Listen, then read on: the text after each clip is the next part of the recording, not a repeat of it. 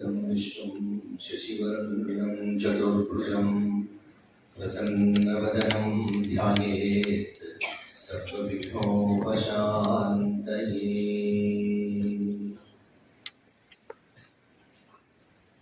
वन्दे शम्भुमापतिं सुरगुरुं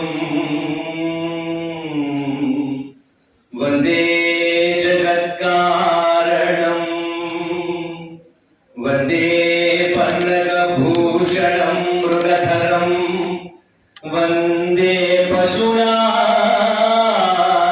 पतिं वन्दे सूर्य शशाङ्कवर्णिनयनं वन्दे मुकुन्दप्रियं वन्दे भक्तजनाश्रयं च वरदं वन्दे शिवं शङ्करम्। जयतु जयतु देवो देवकी नन्दनोऽयं जयतु जयतु कृष्णो वृष्णिवंशप्रदीपः जयतु जयतु मेघश्यामलकोमलाङ्गो जयतु जयतु पृथ्वी भरनाशो मुकुन्दः अवरामहत्तारं दातारं सर्वसम्पदा लोकाभिरामं श्रीरामं भूयो भूयो नमाम्यहम्। मनोजवं मारुततुल्यवेगं जितेन्द्रियं बुद्धिमतां वरिष्ठं वातात्मजं वानरयूथमुख्यं श्रीरामदूतं शिरसा नमामि। यत्र यत्र रघुनाथकीर्तनं तत्र तत्र कृतमस्तकाञ्जलिं बाष्पवारि परिपूर्णलोचनं मारुतिं नमत राक्षसान्तकं मारुतिं नमत राक्षसान्तकम्।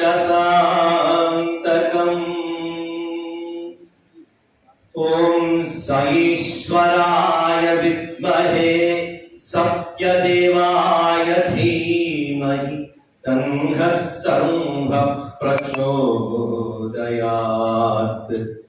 ॐ शान्तिः शान्तिः शान्तिः।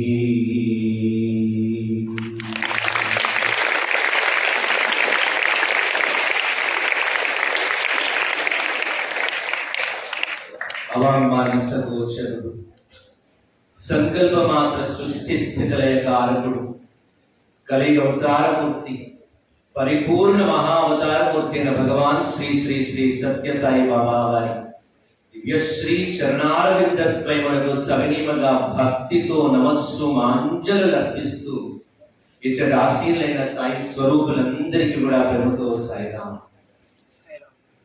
సత్య సాయి పరమాత్ముని విశేషమైన అనుగ్రహము చేత ప్రపంచమంతా కూడా శతవర్ష జయంతి ఉత్సవాలు జరుపుకుంటున్నాయి. అటువంటి శుభతరుణములో సత్యసాయి పరమాత్ముడు అందించినటువంటి వాక్య విభూతిని మీకు అందించే సౌభాగ్యాన్ని కలుగజేసినందులకు ముందుగా సత్యసాయి పరమాత్ముడికి నేను కృతజ్ఞతాభివందనాలు తెలుపుకుంటున్నాను. మనిషి తన అందాన్ని పెంచుకోవడానికి అనేక భూషణములు వాడుతాడు. అన్ని భూషణముల కన్నా గొప్పదైన భూషణము ఏది అంటే వాక్కు. వాగ్భూషణం భూషణం. అన్ని ఆభరణాలలో కల్లా గొప్పదైనటువంటి ఆభరణము ఏది అంటే మాట. భగవంతుడు మనుష్యుడికి ఇచ్చినటువంటి గొప్ప ఉపకరణం ఏమైనా ఉందంటే అది వాక్కు. 84 లక్షల జీవరాశులలో 83,99,999 జీవరాశులకు మాట్లాడగలిగినటువంటి శక్తిని ఇవ్వలేదు. కేవలం మనుష్య ప్రాణికి మాత్రమే మాట్లాడగలిగినటువంటి శక్తిని అందించాడు పరమేశ్వరుడు. ఈ వాక్కును అగ్నిహోత్రముతో పోలుస్తుంది శాస్త్రం. అగ్నిహోత్రము తనతో కలిసినటువంటి ఎటువంటి పదార్థమైనా సరే ఎలాగ దహించి వేస్తుందో అదే విధంగా వాక్కు మనిషిలో ఉండేటువంటి అజ్ఞానాన్ని దహించి వేస్తుంది. కనుక ఈ వాక్కు చాలా ప్రధానమైనటువంటిది అన్న విషయం మనం తెలుసుకోవాలి. పెద్దలైనటువంటి వారు చెప్పినటువంటి మాటలను మనం జాగ్రత్తగా వినాలి. అనేకమైనటువంటి గ్రంథాలను పరిశీలన చేస్తే ఎటువంటి జ్ఞానం లభిస్తుందో అదే విధంగా పెద్దలైనటువంటి వారు చెప్పినటువంటి మాటలను వినడం వల్ల అంతే జ్ఞానం మనకి లభిస్తుంది. అయితే ఇతరులు చెప్పినటువంటి మాట మనం వినాలంటే మనుష్యుడికి ప్రధానంగా ఉండవలసినటువంటి లక్షణము వినయం.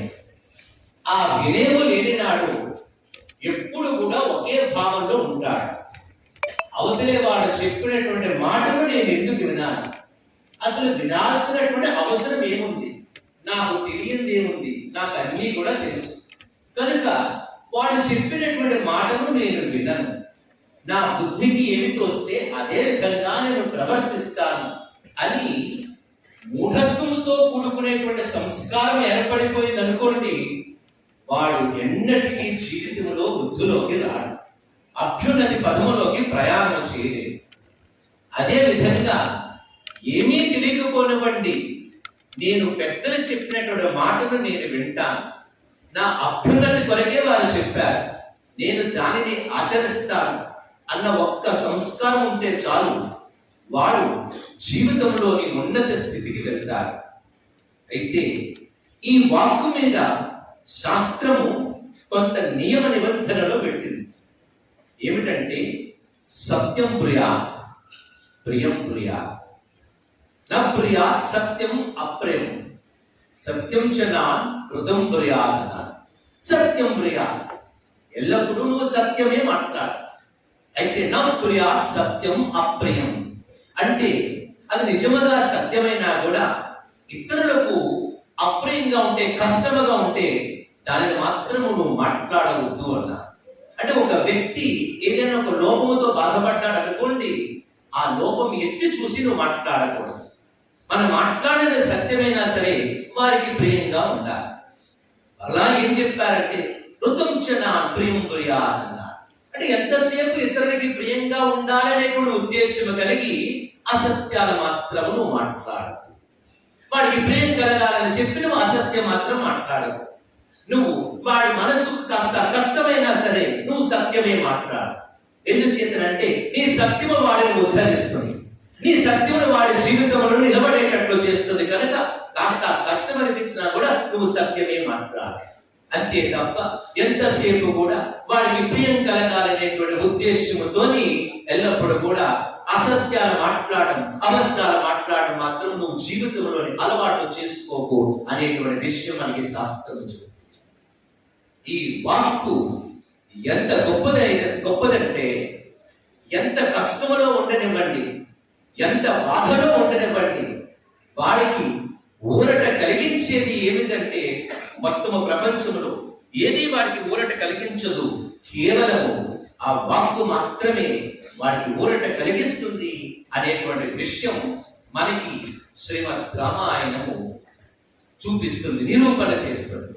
శ్రీమద్ రామాయణంలోని ఎంతో కష్టంలో ఉండేటువంటి వారికి, ఎంతో విచారముతో బాధతో ఉండేటువంటి వారికి ఒక్క తూరి ఈ వాక్కు ద్వారా మరలా తిరిగి బ్రతకాల అనేటువంటి యొక్క విషయము కలిగి ఆ జీవితం మీద ఆశ పుట్టించగలిగినటువంటి ఈ శక్తి ఈ వాక్కు ఉంది. మనం జాగ్రత్తగా గమనిస్తే శ్రీమద్ రామాయణంలో సీతమ్మ తల్లి జనక మహారాజు గారి కుమార్తె, పెద్ద కుమార్తె, దశరథ మహారాజు గారి కోడలు, సాక్షాత్తు శ్రీరామచంద్రుడి యొక్క భార్య. ఆమెను శింశుప వృక్షము కింద అశోకవనములో కూర్చుండబెట్టేశాడు రావణాసురుడు. ఆ తల్లి విపరీతంగా విలిపించింది. ఎక్కడ కూడా ఆమెకు ఒక రకమైనటువంటి ఉపశాంతి లేదు. భయంగా ఉంటుంది తల్లి. ఇంత మహాతల్లి కూడా, మహాసాధ్యమ తల్లి కూడా ఆత్మహత్య చేసుకోవడానికి సిద్ధపడిపోయింది. ఎందుకు ఆత్మహత్య చేసుకోవడానికి సిద్ధపడిపోయిందంటే వేరొకరు మాట్లాడుకునేటువంటి మాటలను తట్టుకోలేక. ప్రతిరోజు ఏమి చేసేవాడంటే రావణాసురుడు లేవగానే ముఖ ప్రక్షాళన కూడా చేసుకోకుండా ఆ శరీరం మీద జారిపోతున్నటువంటి ఆ యొక్క వస్త్రాలను కూడా సరిదిద్దుకోకుండా, సరి చేసుకోకుండా తిన్నగా వెళ్ళి ఆ స్త్రీ ముందు, ఆ సీతమ్మ తల్లి ముందు నిలబడి ఏం మాట్లాడకూడదు, ఒక స్త్రీ వద్ద ఏ విధంగా ఉచ్చరించకూడదు, అటువంటి మాటలన్నీ కూడా మాట్లాడుతుంది. అది వినలేక తల్లి చీక నేను ఉండను, ఎలా బ్రతుకుదామంటే అలా బ్రతకనివ్వడు, కొన్ని చచ్చిపోదామన్నా కూడా చచ్చిపోనివ్వడు, చవడానికి కావలసినటువంటి ఉపకరణం కూడా లేవు. ఒక్క నాటికి నేను ఈ లంకా నగరంలో నేను జీవించను, నేను మరణిస్తాను అనేటువంటి స్థితికి వెళ్ళిపోయింది. ఆత్మహత్య చేసుకుందామనే స్థితికి వెళ్ళిపోయింది సీతమ్మ తల్లి. ఎక్కడ కూడా ఉపకరణం లేకపోతే తన యొక్క చెడును మెడకు చుట్టుకొని ఆత్మహత్య చేసుకుందాం అనేటువంటి స్థాయికి వెళ్ళిపోయింది సీతమ్మ తల్లి. అటువంటి సమయంలో మరలా తిరిగి బ్రతకాలి, జీవితం మీద ఆశ పుట్టించగలిగినటువంటి విధంగా మాట్లాడినటువంటి వారు ఎవరు? స్వామి హనుమ. స్వామి హనుమ ఆ శింశుప వృక్షం మీద అంగుష్ట పరిమాణం, మన బొటన వేలంత పరిణామంలోని ఆయన మారిపోయి ఆ యొక్క బూడలను పట్టుకొని అటు ఇటు ఊగుతూ మొత్తము రామకథనంతా కూడా చెప్పడం మొదలు పెట్టారు. ఆ కింద కూర్చునేటువంటి సీతమ్మ తల్లి ఆ కథను పెడుతుంది. పూర్వకాలంలోని కోసల దేశాన్ని పాలించినటువంటి వాడు దశరథ మహారాజు. ఆయన చక్రవర్తి వంశానికి చెందినటువంటి వాడు, మహాపరాక్రమవంతుడు, అనేకమైనటువంటి ఐశ్వర్యమైనటువంటి సమృద్ధి కలిగినటువంటి వాడు, ఇతరుల ఐశ్వర్యాన్ని సంరక్షించినటువంటి వాడు, ఇంద్రుడు కలిగినటువంటి పరాక్రమం కలిగినటువంటి వాడు. ఆ దశరథ మహారాజు ఆ యొక్క రాజర్షులకి ఎటువంటి యోగ సాధన ఉందో అటువంటి యోగ సాధన కలిగినటువంటి దశరథ మహారాజు పుత్ర కామేష్టి యాగం చేస్తే దాని ఫలితంగా శ్రీరామచంద్రుడు జన్మించాడు. ఆ శ్రీరామచంద్రుడు తన యొక్క తండ్రి అయినటువంటి దశరథ మహారాజు యొక్క మాటను నిలబెట్టడం కోసము, ఆయన సత్యములను నిలబెట్టడం కోసము అన్ని విడిచిపెట్టేసి 14 సంవత్సరాలు అరణ్యవాసము చేయడానికి దండకార్యానికి బయలుదేరాడు. ఎల్లప్పుడూ కూడా ఆ యొక్క అన్ననే అనుష్ఠానం చేసినటువంటి, అన్ననే అనుసరించినటువంటి లక్ష్మణ స్వామి కూడా అన్నతో పాటు బయలుదేరాడు. ప్రతి సేవ తప్ప నాకు ఇంక ఏ సేవ అక్కర్లేదని చెబుతూ ఆ జనక మహారాజు గారి కుమార్తె అయినటువంటి దశరథ మహారాజు గారి పెద్ద కోడలైనటువంటి శ్రీరామచంద్రుడు భార్య అయినటువంటి సీతమ్మ తల్లి కూడా ఆ రామచంద్రుడితో ప్రయాణం చేసింది. ఆ దండకారణకు వెళ్ళగానే అక్కడ 14,000 మంది రాక్షసులను ఒక త్రుటిలోని సంహరించేశాడు శ్రీరామచంద్రుడు. ఒకనొక సమయంలోని ఆ లంకాసురుడు ఏమి చేశాడంటే ఆ సీతమ్మ తల్లిని అపహరిస్తే సీత జాడ తెలియలేక సీత జాడ కోసం నడుచుకుంటూ వెళ్ళి ఆ కిష్కింద నగరంలో చేరుకొని అక్కడ సుగ్రీవుడితో మైత్రిని ఏర్పరచుకొని ఆ రామచంద్రుడు ఆ సుగ్రీవుడి యొక్క అన్నయ్యటువంటి వారిని సంహరించి ఆ కిష్కింద నగరానికి ఆ సుగ్రీవుడిని పట్టాభిషిక్తుడు చేసిన తర్వాత సీత జాడ తెలుసుకోవడం కోసము ఆ సుగ్రీవుడు మొత్తము సమస్త వానర సైన్యమంతా కూడా నలుదిక్కులకు పంపిస్తే నేను ఆ వానర సైన్యముతోని నేను ఈ యొక్క దక్షిణ దిక్కుకు వచ్చి 100 యోజనాల సముద్రాన్ని దాటి ఇక్కడ అశోకవనంలో ఉండేటువంటి శింశుప వృక్షము కింద ఉండేటువంటి సీతమ్మ తల్లి జాడను నేను కనుక్కున్నాను, సీతమ్మను చూస్తున్నాను అని కథనంతా కూడా చెప్పేసరికి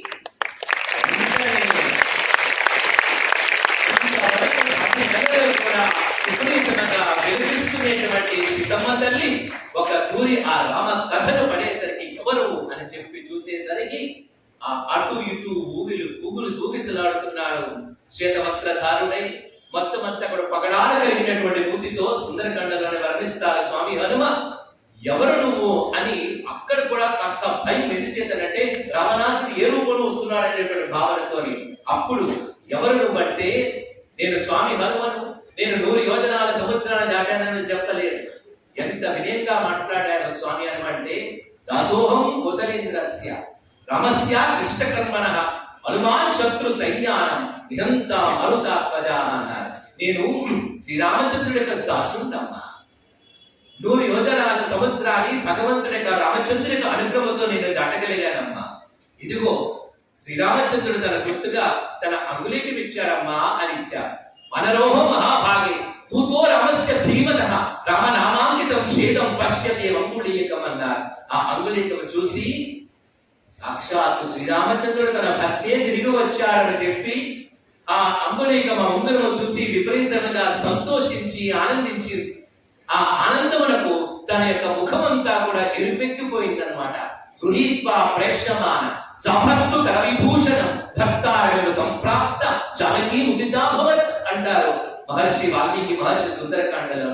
అంటే సాక్షాత్తు తన భక్తి అయినటువంటి శ్రీరామచంద్రుడు తిరిగి వస్తే ఎంతటి ఆనందముతోని సిగ్గుతో తల వంచుకుంటుందో అంత సిగ్గుపడిపోయిందంట ఆ తల్లి.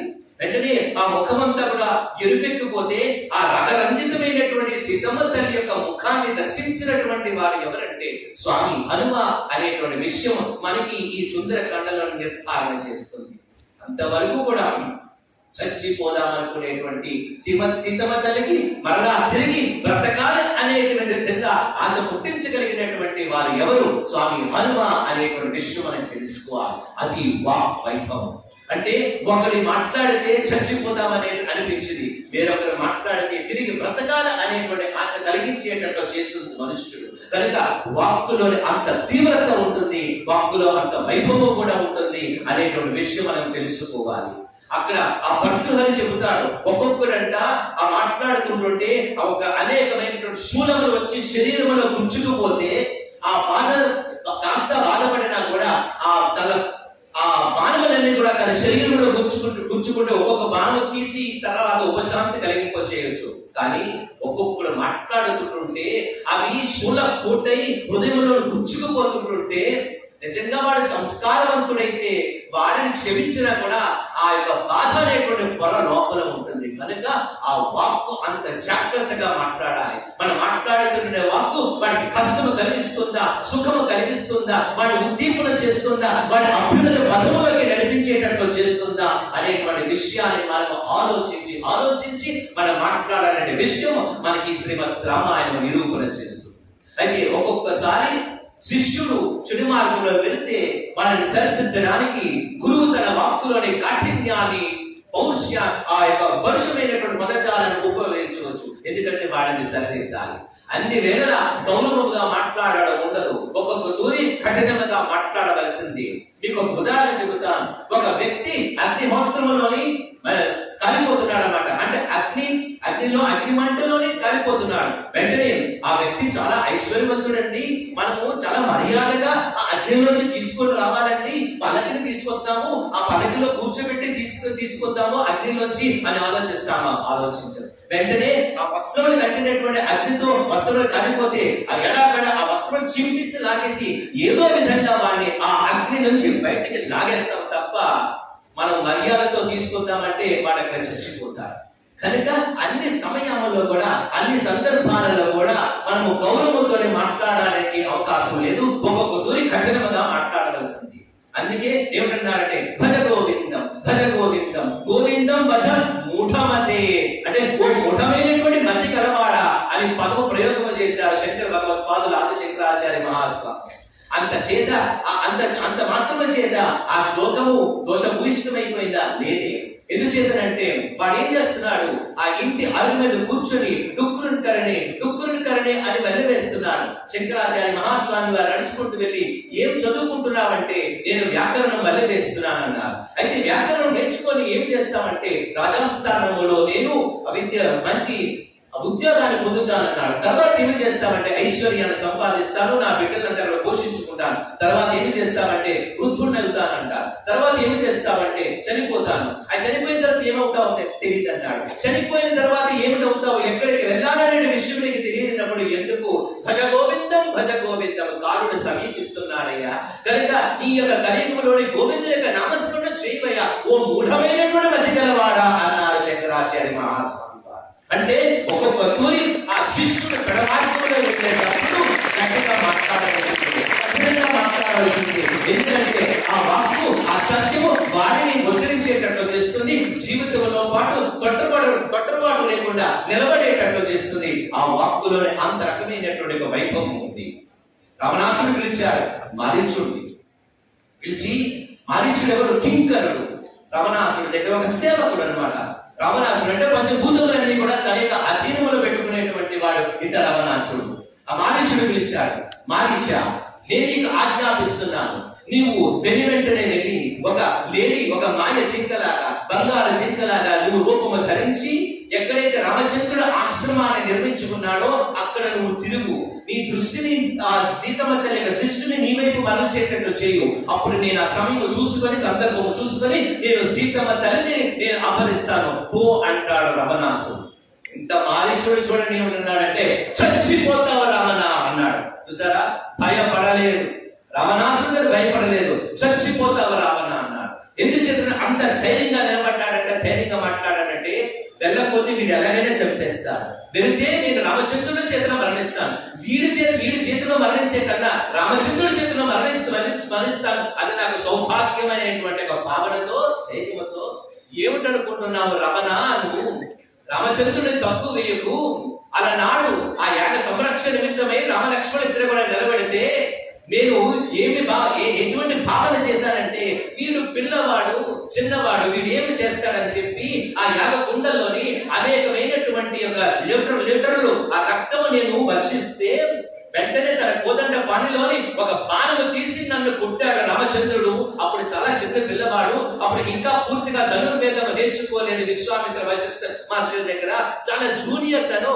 ఆ దెబ్బకి నేను 100 యోజనాల దాటి ఎక్కడో సముద్రంలో పడ్డాను.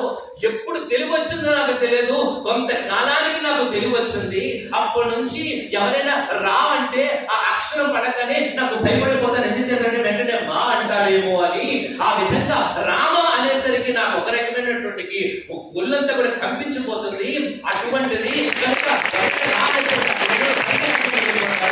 ఏమనుకుంటున్నావు రామచంద్రుడి గురించి? నువ్వు ఆ విధంగా చేయకంటే నువ్వు వెళ్తావా వెళ్ళవా అంటే అప్పుడు చెబుతాడు అప్పుడు బాలేశ్వరుడు అంటాడు, సులభాహు ప్రతిజ్ఞ, నువ్వు ఏమనుకున్నా వక్తరాజ దుర్లభ అంటాడనమాట. నీ చూడు రమణ, నీకు ఒక విషయం చెబుతున్నాను, నువ్వు ఎక్కడికి వెళ్ళు ఒకడు మాత్రం దొరుకుతారు. ఎవరంటే వాడికి ఎందుకు మనం చెప్పడము, 4 మాటలు పొగిడేద్దాము. వాడు 4 మాటలు పొగిడేస్తే వాడు నా జోలికి రాడు, నాతో సక్తిమగా ఉంటాడు. అయితే చెబితే మాత్రం వాడు వింటాడా? వినప్పుడు ఎందుకు మనం చెప్పాలి? వాడు ఎలా ఉంటాడో వాడు అలాగే నడవనీయండి అని చెప్పి రమణ ఈ విధంగా మాట్లాడినటువంటి వారు కొన్ని కోట్ల మంది దొరుకుతారు. ఎందుచేతంటే వాడు వింటే ఎలాగా వింటూ, వాడు చెడు మార్గంలో వెళ్తే చెప్పడు.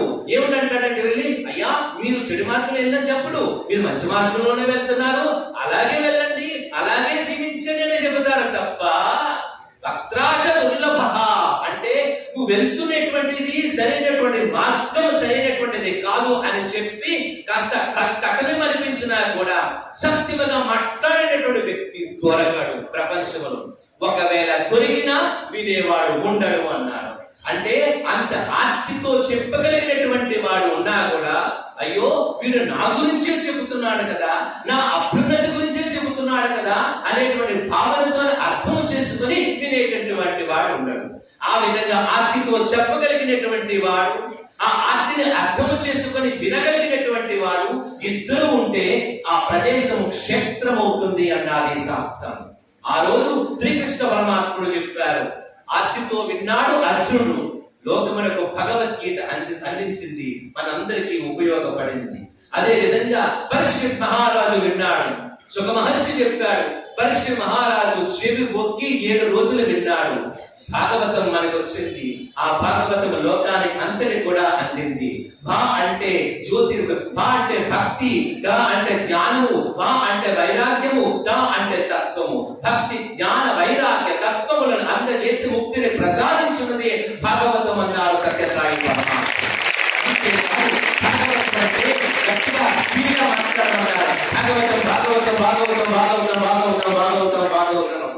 అంటే భాగవతం చదివితే నువ్వు బాగుతావయ్యా, నువ్వు బాగుపడతావయ్యా. అలనాడు పరీక్ష మహారాజు వినబట్టి, ఆ రోజు సుఖ మహర్షి, సుఖ బ్రహ్మ చెప్పబట్టి మనకు అంతటికి ఈ యొక్క భాగవతం అందింది. అదే విధంగా అలనాడు యుద్ధ రంగంలోని ఆ శ్రీరామచంద్రుడి చేత అగస్త్యుడు వచ్చి శ్రీరామచంద్రుడి చేత ఆదిత్య హృదయాన్ని చేయడం వలన ఆయన విన్నాడు కనుక, అతితో విన్నాడు కనుక రామచంద్రుడు ఈ రోజు ఆదిత్య హృదయం మన అందరికి కూడా పనికి వచ్చింది అనమాట. కనుక ఆ వినేవాడు ఉండాలి, చెప్పేవాడు ఉండాలి. మీరు అందరూ వింటారు అనేటువంటి ఆసక్తి ఉంటేనే చెప్పేవాడికి చెప్పాలి అనేటువంటి ఉత్సాహం ఉంటుంది. నేను వినను అనేటువంటి వాడు ఉంటే ఇంకా వాడికి చెప్పడానికి చెప్పేవాడికి ఆసక్తి కూడా ఉండదు, చెప్పాలన్నా కూడా చెప్పలేడు. ఆ విషయం మనకు తెలుసుకోవాలి. ఆ రోజు రావణాసురుడు ఎంతమంది చెప్పినా కూడా మాట వినలేదు. ఆఖరికి ఏమిటైపోయిందంటే పడిపోయాడు. ఇంత యుద్ధరంగంలో కూడా ఒక్కడే నిలబడిపోయాడు. పంచభూతములన్నా కూడా తన గుప్పిట్లో పెట్టుకునేటువంటి వాడు. ఎటువంటి వాడంటే, ఓ మేఘమా ఈ మాత్రమే వర్షించంటే ఆ యొక్క ఏరియా మాత్రమే వర్షించాలి, అంత తప్ప ఇంకా వేరొక ఒక సెంటీమీటర్ స్క్వేర్ అటే పిల్లన ఇదే పిల్లన ఒప్పుకునేవాడు కాదు. అంత భయభక్తులతో ఉండేవారు అంతా కూడా పంచభూతములన్నీ కూడా. అటువంటిది ఆ రావణాసుడు ఒక్కడే నిలబడిపోయాడు, అలిసిపోయాడు. అలిసిపోతే అప్పుడు శ్రీరామచంద్రుడు ధర్మస్వరూపుడు మారీచుడు చెబుతాడు ఏంటంటే, రమో విగ్రహాన్ ధర్మ అన్నాడు. అంటే ఒక రాక్షసుడి చేత శ్లాఘింపబడ్డాడు. ఒక మహర్షి చెప్పలేదు రామో విగ్రహాన్ ధర్మ అని. ఒక రాక్షసుడు మారీచుడు చెబుతాడు ఆ రావణాసుడితోనే. ధర్మ స్వరూపము, ధర్మమంతా కూడా మూర్తి భవించి ఒక విగ్రహము తయారు చేస్తే ఆ స్వరూపం ఎవరిదో కాదయ్యా, పరమాత్ముడైనటువంటి శ్రీరామచంద్రుడి యొక్క స్వరూపం వస్తుంది అనేటువంటి విషయాన్ని మారీచుడు ఆ రోజు చెప్పడం జరిగింది. ఇంత మారీచుడు చెప్పడం అప్పుడు రామచంద్రుడు అంటాడు, ధర్మస్వరూపం కలిగిన రామచంద్రుడు అంటాడు, రావణ నువ్వు బాగా అలిసిపోయావు. నువ్వు బాగా అలిసిపోవడం చేత నీతో యుద్ధం చేయడం సమంజసము కాదు, అది యుద్ధ ధర్మం. ఆ రోజులో ఆ విధంగా ధర్మముతో నడుచుకునేటువంటి వారు. శత్రువు బాగా అలసిపోతే శత్రువుతో యుద్ధం చేసేవారు కాదు. ఆదిత్యుడు అస్తమిస్తున్నాడు అనేటువంటి సమయానికి ఒక కత్తి తీసి ఆ మెడ మీద పెడితే ఆదిత్యుడు అస్తమించడానికి ఆ కత్తి తీసేసేవారు. ఆ విధంగా ఆ ధర్మ యుద్ధము జరిగింది ఆ రోజంతా కూడా.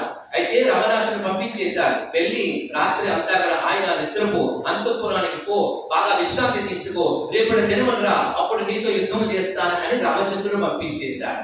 అయితే ఎందుకు పంపించాడంటే, ఒక అవకాశం ఇద్దాము రావణాసుడికి, ఒక తూరి వింటాడేమో. ఆ ఇతరులు చెప్పారు, ఎంతో మంది చెప్పారు కదా, వారి మాటలన్నీ కూడా వింటాడేమో అని అనుకున్నాడు. ఆ రోజు తనతో పాటు రక్తం పంచుకొని పుట్టినటువంటి కుంభకర్ణుడు చెప్పాడు, రావణాను చేస్తున్న మంచిది కాదు, విడిచిపెట్టు సీతమ్మతలని. వినలేదు. విభీషణుడు చెప్పాడు, వినలేదు. ఆ అంగదుడు చెప్పాడు, వినలేదు. సుగ్రీవుడు చెప్పాడు, వినలేదు. సీతమ్మ తల్లి చెప్పింది, వినలేదు. ఆఖరికి ఆ తన తల్లి అయినటువంటి కైకసి చెప్పింది, వినలేదు. భార్య అయినటువంటి మండోదరి చెప్పింది, వినలేదు. ఆఖరికి ఏమైపోయాడు, రావణాసుడు క్రింద పడిపోయాడు. ఒక తూరి నిజంగా తన మాటలు తన అందరూ చెప్పినటువంటి మాటల్లోని ఒక రకమైనటువంటి సత్యం ఉంది అని అనుకొని రావణాసుడు పరిగెత్తుకొని వెళ్ళి ఆ రామచంద్రుడు యొక్క పాదముల దగ్గర పడిపోతే రామాయణం వేరొకలా ఉండనేమో, కానీ వినలేదు. వినకపోయేసరికి 10 తలలను కూడా కొట్టి పడేశాడు రామచంద్రుడు. క్రింద పడిపోయాడు ఆ రావణాసుడు.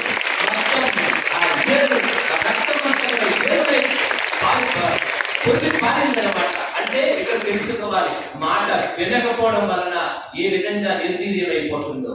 ఎప్పుడైతే రావణాసుడు స్వామి చెప్పారు ఇక్కడ ఘట్టం ఏమిటంటే, ఎప్పుడైతే రావణాసుడు క్రింద పడిపోయాడో అగస్త్యుడు మొదలైన మహర్షులందరూ కూడా వెళ్ళారంట. వెళ్ళి, మీరు ఎంత చదువుకున్నారు కదా, అనేక శాస్త్రములు చదువుకున్నారు కదా, మీరు ఈ యొక్క పౌలస్త్య బ్రాహ్మణ వంశములో మీరు పుట్టారు కదా, ఏకకాలములోని మొత్తం అనేక లింగములను మీరు పూజించినటువంటి వారు కదా, మీ యొక్క తల్లి కోరిక నెరవేర్చడానికి బుద్ధితోని కైలాసము వెళ్ళి ఆ శివుడితో మాట్లాడి ఆత్మలింగమును కూడా తీసుకొని వచ్చారు కదా, మీ భుజస్కంధములతోని ఆ యొక్క కైలాస పర్వతాలు కూడా ఎత్తడానికి ప్రయత్నం చేశారు కదా, అటువంటి శక్తి సామర్థ్యములు కలిగినటువంటి మీరు చనిపోతున్నారు. లోకానికి ఏమైనా సందేశం ఇవ్వండి అంటే, అప్పుడు రావణాసుడు చెప్తున్నాడు, నేను అనేకమైనటువంటి కార్యక్రమాలు చేద్దాం అనుకున్నాను, మంచి సంక్షేమమైనటువంటి పథకాలను చేద్దాం అనుకున్నాను, నా చుట్టూ ఉండేటువంటి నీటిని మంచినీరుగా మార్చి నా లంకా ప్రజలకు ఇద్దామని నేను అనుకున్నాను. ఏ మంచి తలంపు రాగానే రేపు చేద్దాం అని వాయిదా పెట్టేశాను. సీతమ్మ తల్లిని అపహరిద్దాం అనేటువంటి యొక్క ఆలోచన రాగానే వెంటనే నేను దాన్ని ఆచరణలో పెట్టాను. ఆచరణలో పెట్టడం వల్ల నేను కలంకితుడైపోయాను, నిర్వీర్యుడైపోయాను. కనుక నేను ఈ యొక్క జాతికి అందించిన సందేశం ఏదైనా ఉందంటే, ఏదైనా చెడు తలంపు వస్తే వెంటనే ఆచరణలో పెట్టకండి, ఒక తూరి ఆలోచించండి, వెనకడుగు వేయండి. ఏదైనా మంచి తలంపు రాగానే వెంటనే ముహూర్తం చూడగానే ఆచరణలో పెట్టండి. ఇదే నేను జగన్ అందించినటువంటి సందేశం అంటారు. ఆ విధంగా మాట వినకపోవడం చేత రావణాసుడు నేల కూలిపోయాడు. తర్వాత రెండవ ఘట్టం మహాభారతంలో పోద్దాం. ఈ మహర్షులందరూ కూడా బయలుదేరారు. దుర్యోధనుడికి ఒక సుబోధ చెప్తాం, దుర్యోధనుడికి ఒక మంచి వాక్యములు చెబుతామని. ఎందుచేతనంటే పాండవులందరూ కూడా వెళ్ళి మాకు రావాల్సినటువంటి రాజ్య భాగాన్ని మాకు అందించు అంటే వాడు వినలేదు. ఏమిటంటే సూది మనమోపినంత కూడా భూభాగము కూడా మీకు ఇవ్వను అనేటువంటి కళాఖండిగా చెప్పేశారు. ఈ వెళ్తున్నటువంటి యొక్క మార్గం మంచిది కాదు, వాడికి సుబోధ చెప్తామని మహర్షులందరూ కూడా వెళ్ళారు. వెళ్ళి ఈ విధంగా చెబుతున్నారు ఏమిటంటే దుర్యోధన మంచిది కాదు, వారికి రావాల్సినటువంటి వారు 5 ఊళ్ళు అడిగారు కదా, అంతకన్నా ఎక్కువ అడగలేదు. ఆ 5 ఊళ్ళు ఇచ్చి చాలు, మిగిలినటువంటి భూభాగం అంతా కూడా ఉంది, దాన్ని నువ్వు ఏడుకో. దాని అంటే వినలేదు కదా. ఏం మాట్లాడాడంటే వెంట వేదాంతం అంటాడు. అంటే అంతా తనకే తెలుసు, ఇతరులు చెప్పింది నేను వెంటేంటి అని చెప్పి ఈ విధంగా మాట్లాడాడు దుర్యోధనుడు. జానావి ధర్మం నజమే ప్రవృత్తి, జానావి అధర్మం నజమే నివృత్తి అన్నాడు. అంటే నాకు ధర్మం అంతా కూడా తెలుసు. చూసారు దుర్యోధనుడు ఎలా మాట్లాడాడు. నాకు ధర్మం అంతా కూడా తెలుసు, ఆ ధర్మము వలన వచ్చినటువంటి ప్రయోజనం కూడా తెలుసు, కానీ నాకెందుకో ఆ ధర్మమును ఆచరించాలి అని అనిపించడం లేదు అన్నాడు. అధర్మం అంటే ఏమిటో తెలుసు, అధర్మము వల్ల వచ్చినటువంటి పర్యవసానముల కాన్సిక్వెన్సెస్ కూడా నాకు తెలుసు, కానీ ఎందుకు నాకు అధర్మము చేద్దామని, అటువైపు ప్రయాణం చేద్దామని, అధర్మనే ఆచరణ చెయ్యాలి అని నాకు అనిపిస్తుంది. ఇది నా తప్పు కాదు సుమా అంటాడు. ఇది నా తప్పు కాదు, ఎందుచేతంటే నా యొక్క ఉదయంలోని భగవంతుడు ఉన్నాడు, భగవంతుడు ఆ విధంగా ప్రేరేపిస్తున్నాడు. భగవంతుడు ఏం చెప్తున్నాడంటే ధర్మం వైపు వెళ్ళక అధర్మం వైపు వెళ్ళు అని వాడు చెప్తున్నాడు. ఇది నా తప్పు కాదు సుమా, నా లోపల ఉండేటువంటి ఆ యొక్క ఈశ్వరుడు చెప్తున్నాడు, దాని ప్రకారంగా నేను నడుచుకుంటున్నాను, ఎటువంటి దోషము నాలో లేదు. దోషం ఏదైనా ఉందంటే నా హృదయంలో ఉండేటువంటి భగవంతుడు అని చెప్పి చూశారా ఏ విధంగా తన తప్పును కప్పుపుచ్చుకొని సమర్థవంతంగా తిప్పికొట్టి మాట్లాడుతున్నాడు దుర్యోధనుడు. అయితే ఇంతమంది గొప్ప మహర్షులు వచ్చి మాట్లాడితే ఎటువంటి యొక్క గౌరవ భావం లేకుండా కుర్చీలో కూర్చొని కాలు మీద కాలు వేసుకొని కాలు ఊపుకుంటూ అవతల వాడు చెప్పడం ఏమిటి, నేను వినడం ఏమిటి, నాకు అన్ని తెలుసు కదా అని ఆ 2 చేతులు తీసుకుని తొడ మీద కొట్టుకుంటూ మీరు చెప్పడమా నేను వినడమా అని అగౌరవ భావంతో కూర్చుంటుంటే అప్పుడు మహర్షి అన్నారు, నీకు సుబోధ చేద్దామని, నీకు మంచి చేద్దామని, నీ యొక్క కీర్తి అచంద్ర తారాత్మకంగా నిలబడాలనే ఉద్దేశంతో మేము వచ్చి మాట్లాడితే నిర్లక్ష్యంగా ఎటువంటి యొక్క గౌరవ భావం లేకుండా మేము చెప్పిన విషయాలన్నీ కూడా కాళ్ళ మీద కాలు వేసుకొని ఆ తొడ మీద చేతులు కొట్టి నువ్వు వింటున్నావు కనుక ఓ దుర్యోధన విను, రాబోతున్న కురుక్షేత్ర సంగ్రామంలోని నీ ప్రతిద్వంది అయినటువంటి యొక్క దుర్యోధనుడు, నీ ప్రతిద్వంది అయినటువంటి భీమసేనుడు తన గదా బలముతోని నీ 2 తొడలు విడగొట్టేస్తాడని చెప్పి శాంబవాకి విడిచిపెట్టేసి వెళ్ళిపోయారు. అదే ఆ శాప ప్రకారంగా ఏమిటైతే తన ప్రతిద్వంది దుర్యోధన ప్రతిద్వంది అయినటువంటి యొక్క భీమసేనుడు తన గదా బలముతోని మొత్తం 2 తొడలు కూడా పడగొట్టేశాడు, కింద పడిపోయారు. అంతవరకు పెద్ద రారాజు, 100 యొక్క సోదరులు కలిగినటువంటి వారు ఎక్కడికి వెళ్ళినా కూడా మంది మార్పులతో ఎక్కడికి వెళ్ళినా రాజసము గుర్తుపడినటువంటి ఆ దుర్యోధనుడు, రారాజును పిలుచుకునేటువంటి దుర్యోధనుడు ఏమైతే కింద పడిపోయాడు. అంటాడు దుర్యోధనుడు, నేను మాట వినవలసిందే, వినలేదు. ఇప్పుడు ఇంకా నా శరీరాన్ని ఈ రావంతుల కుక్కలన్నీ కూడా పీక్కు తింటాయి అన్నాడు దుర్యోధనుడు. చూసారా, మాట వినకపోవడం వల్ల ఏ విధంగా రావణాసుడు పడిపోయాడో, ఏ విధంగా దుర్యోధనుడు పడిపోయాడో అనేటువంటి విషయం మనకు తెలుస్తుంది. కనుక విద్యార్థులారా, మనము తప్పు చేయడం పొరపాటు కాదు. ఎందుచేతనంటే మనుష్యుడు అనేటువంటి వాడు పుట్టుకతోనే అన్ని తెలిసినటువంటి వాడు కాదు. ఏదో ఒక రోజు పొరపాటు చేస్తూనే ఉంటాడు. నేను చేయలేదు ఆ పొరపాటు, ప్రతి వాడు కూడా పొరపాటు చేస్తాడు. అయితే పెద్దలైనటువంటి వారు వచ్చి ఇదిగో నువ్వు వెళ్తున్నటువంటి మార్గం సరైనది కాదు, నువ్వు సరైనటువంటి మార్గంలో వెళ్ళాలి అనేటువంటి విషయం తెలిసినప్పుడు మనం ప్రజ్ఞతో కూడి ఆలోచించి నిజమే కదా, నా అభ్యున్నతి గురించి చెబుతున్నారు కదా అని చెప్పి ఆ ఆలోచన కలిగి ఉండాలి. మీరు ఒక విషయం గుర్తుపెట్టుకోండి, ఎవరైనా కొన్ని విషయాలు చెప్పేటప్పుడు ఆలోచించండి, ఇది నా గురించే చెబుతున్నారు కదా, నా ఉన్నతి గురించే చెబుతున్నారు కదా అని ఆలోచించి అది పనికి వస్తే అది మీరు ఆచరణలో పెట్టండి. కానీ జీవితంలోని 3 వ్యక్తులు తారసపడతారు మీకు.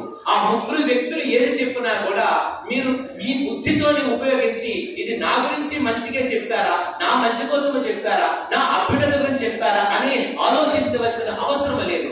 ఆ ముగ్గురు వ్యక్తులు ఏది చెప్పినా కూడా అవి శాసనములు మాత్రమే, సలహాలు కాదు. వారు ఏం చెప్పారంటే శాసనములు.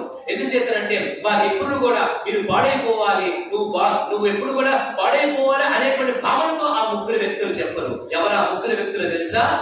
తల్లి, తండ్రి, గురువు. వీరు ముగ్గురు చెప్పినటువంటివి సలహాలు కాదు, శాసనములు అనేటువంటి విషయం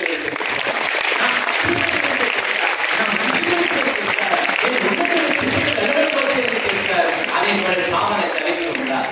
ఇదంతా మీకు ఎప్పుడు అలవాటు అవుతుందంటే చిన్నతనం నుంచే, తల్లిదండ్రుల నుంచే మీకు అలవాటు అవ్వాలి. అందుకే చూడండి, చిన్నతనంలోని తల్లి ఒక మాట అంటుంది. ఏమిటంటుందంటే, అన్నం అంతా కూడా తీసి పెట్టేసి, పువ్వంతా కూడా పెట్టేసి, ఆఖరికి పన్నెంలోని కొంత అన్నం మిగిలితే అది ముద్దగా చేసి దిగదూర్చి బయటకు పడేసి, నాయన కథ కంచికి మనమింటికి అని ఒక మాట అంటుంది. కథ కంచికి మనమింటికి అంటుంది తల్లి.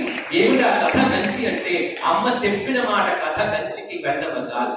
కథ అంటే నీ జీవితము కంచికి చేరాలయ్యా అంటుంది. కంచిలో కంచిలో ఎవరున్నారు? సాక్షాత్తు పరదేవత కామాక్షి అమ్మవారు ఉన్నారు. ఆ కామాక్షి అమ్మవారి పాదముల దగ్గరికి చేరాలయ్యా. నీవు ఎలాగ బ్రతికావు, నువ్వు ఎలాగ సత్కర్మ ఆచరణ చేశావు, నువ్వు ఏ విధంగా గొప్పవాడు అయ్యావు, ఏ విధంగా నువ్వు మహానుభావుడయ్యావు అనేటువంటి విషయము లోకమునంతటికి తెలిసే విధంగా ఆ కామాక్షి పరదేవత కామాక్షి పాదముల దగ్గర పువ్వుని నువ్వు జాగ్రత్తగా తీసుకొని పరమ భక్తితో నువ్వు శిరస్సును పెట్టుకొని పూజ్యని భావంతో నువ్వు ఉంటావు.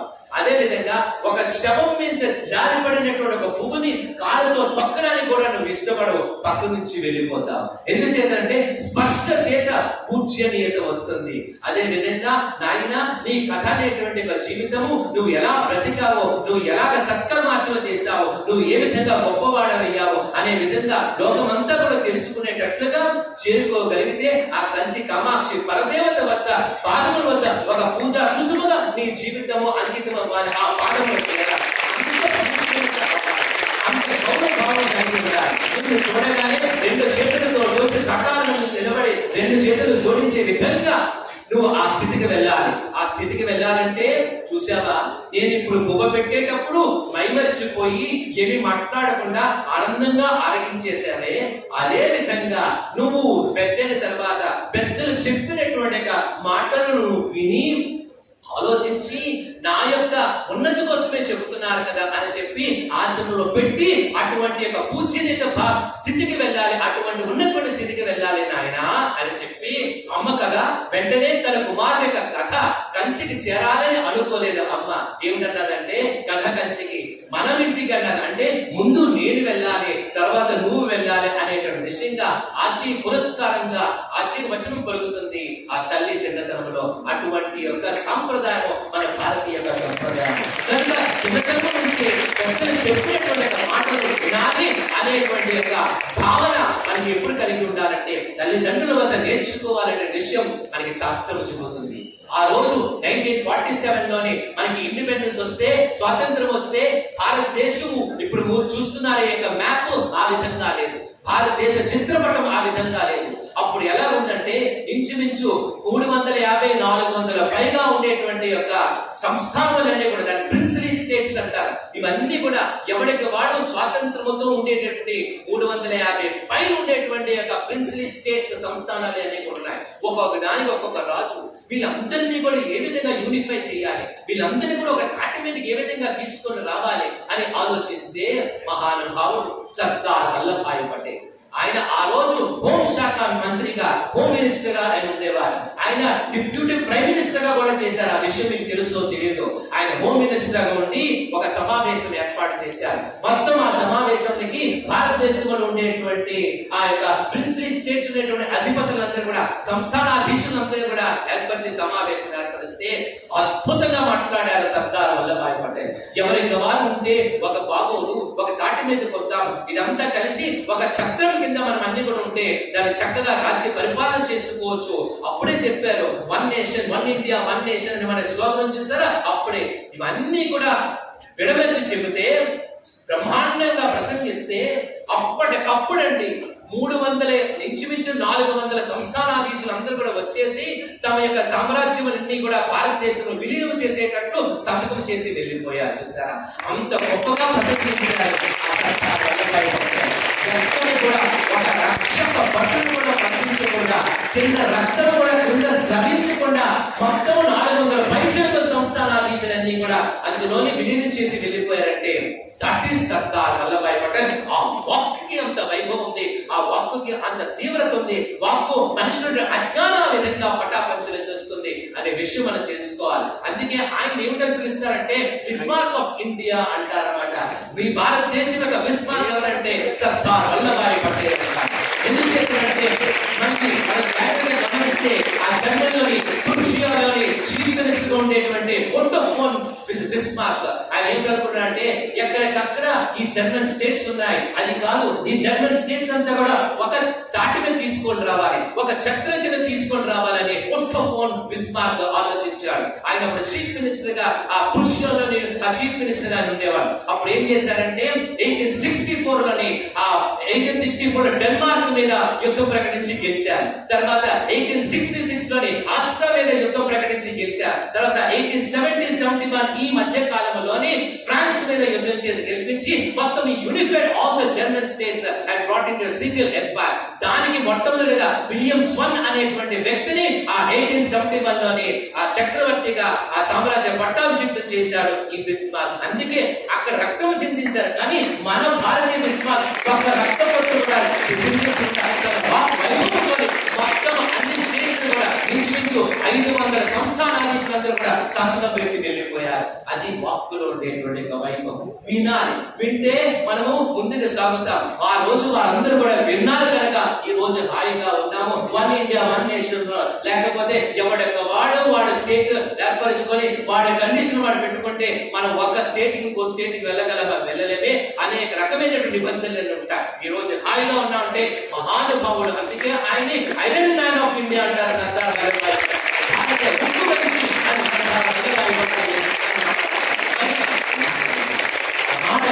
ఉండేటువంటి ఆ యొక్క వైభవం ఆ విధంగా ఉంటారు.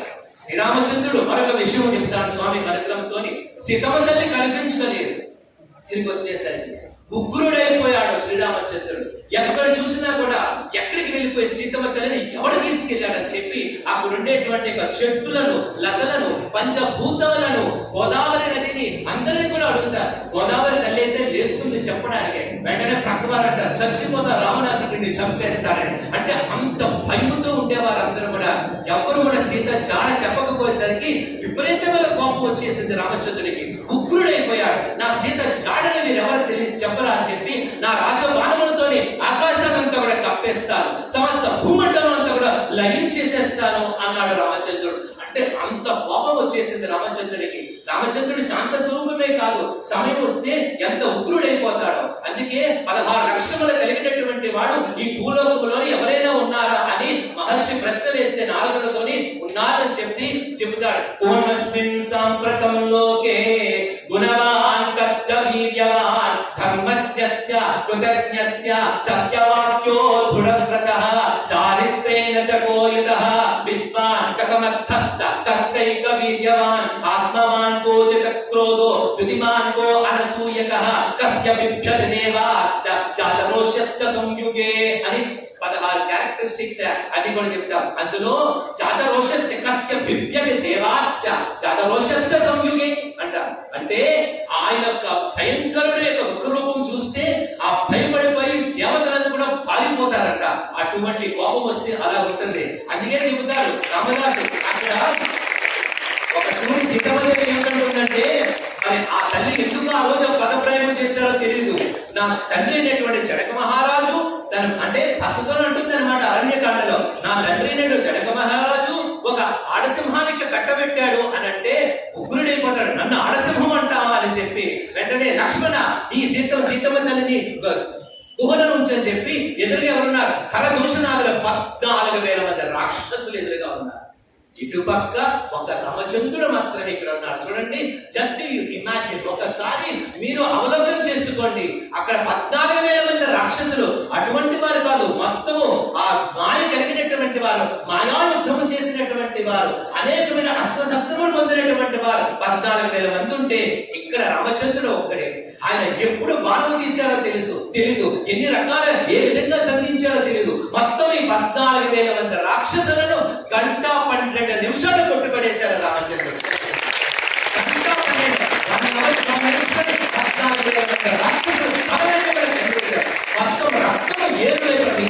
అందుకే ఆ భక్తుడైనటువంటి ఆ గోపాల్ అంటాడు, ఆ రామదాసు ఆ దాశక శతకర్త ఏంటంటే, పటల భీముడు ఆర్త జనవాంతముడు స్వర బాణకూన గోదండ కళా ప్రచండ భుజతాండవ కీర్తి రామమూర్తికి రెండవ సాటి దైవము లేననుచు గడగట్టి పేరిక డాండ డాండ డాండ నిడదంబుల చాండము నిండ మత్త వేదండము నెక్కి చాటెదను దాశరథి కరుణామయోనిధి అంటాడు ఆ యొక్క గోపన్న.